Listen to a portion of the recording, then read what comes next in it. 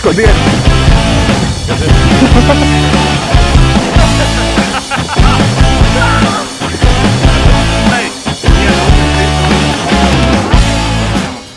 Jūtos kā realitātes TV šovā.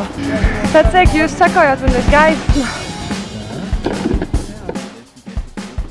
Sabatie rūķi, kā jums likās, labi balansēta spēle, viens stiprāks, otrs stiprāks. Labi, ka es biju sabaties sākumā, pēc tam vēl visu laiku skriet. Bet rūķim arī ir interesanti, jo jādomā stratēģija.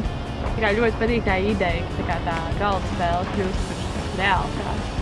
Es kādreiz bērnībā spēlēju tādu karogi. Es kādreiz spēlēju, bet kaut kā karogi steroīdiem. Man jau liekas, ka jebkurš laiks pavadīt laukā, dabā ir vērtīgs laiks. Tā turpinām. Man liekas, ja mēs būtu kaut kādi 50 cilvēki, tad būtu rīktīgi interesanti. O, jā. Gribētu kaut tādu izmēģināt. Kā, spēlēja vēl vienu spēli? Es par.